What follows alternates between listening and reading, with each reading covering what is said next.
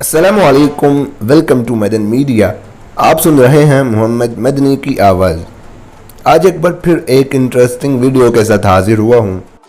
आज की इस वीडियो में मैं आपको इस्लाम कबूल करने के हवाले से पाकिस्तान में बनाए जाने वाले एक हैरत अंगेज़ कानून के बारे में बताऊँगा, तो वीडियो को पूरी देखिएगा।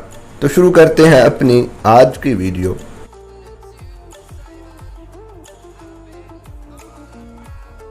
पाकिस्तान में इस्लाम कबूल करने को जुर्म बनाने के लिए कानून साजी पर काम हो रहा है। मैंने सोचा ऐसे कैसे मुमकिन है, लेकिन जब तहकीक की तो पता चला कि ये बात सच है। मजहबी अक़लियतों की जबरी मज़हब की तब्दीली के नाम पर एक बिल बनाया गया है, जो इस वक्त इस्लामी नज़रियाती कौंसिल और वज़ारत मजहबी अमूर के ज़ेर गौर है, और जिसे पढ़कर मालूम होता है कि अगर इस बिल को कानून बना दिया गया तो इस्लाम कबूल करने पर पाकिस्तान में पाबंदी लग जाएगी और इस्लाम की तबलीग करने वाले मुजरिम ठहरेंगे।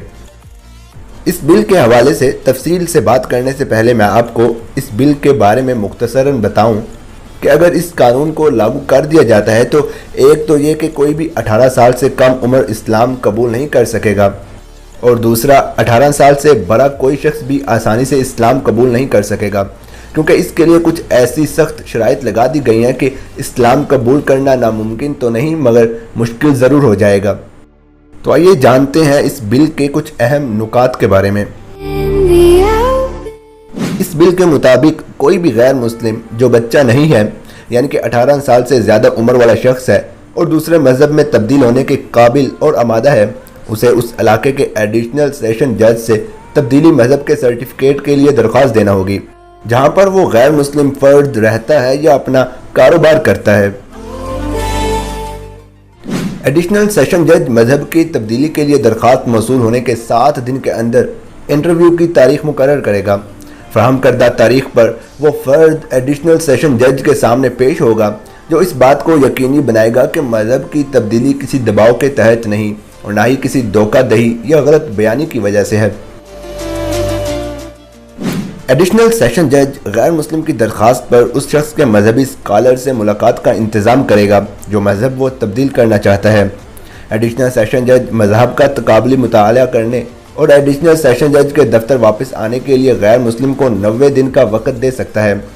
एडिशनल सेशन जज इस बात को यकीनी बनाने के बाद कि ये शराइत पूरी हो जाएँ, मज़हब की तब्दीली का सर्टिफिकेट जारी करेगा।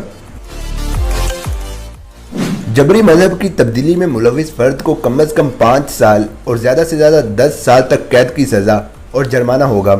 मजहब की तब्दीली के लिए मुजरिमाना क़ुव्वत का इस्तेमाल उस शख्स के ख़ानदान, अजीज़, बरादरी या जायदाद के ख़िलाफ़ हो सकता है, बिशमूल शादी।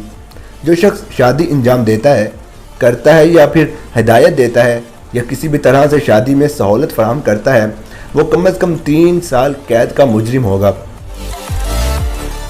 किसी शख्स के बारे में यह नहीं समझा जाएगा कि उसने अपना मजहब तब्दील किया है जब तक कि वो शख्स बालिग यानी कि 18 साल या उससे बड़ा ना हो जाए। जो बच्चा बलूगत की उम्र को पहुंचने से पहले अपने मजहब को तब्दील करने का दावा करता है, उसका मजहब तब्दील नहीं समझा जाएगा और ना ही इसके खिलाफ इस किस्म के दावा करने पर कोई कार्रवाई की जाएगी। अदालत के सामने जबरी तब्दीली का मामला 90 दिन की मुद्दत के अंदर निपटा दिया जाएगा और अदालत किसी मुकदमे की समाअत के दौरान 2 से ज़ायद इल्तवा नहीं देगी, जिनमें से एक इल्तवा के ख्वाह शख्स के अखराजात की अदायगी पर होगा।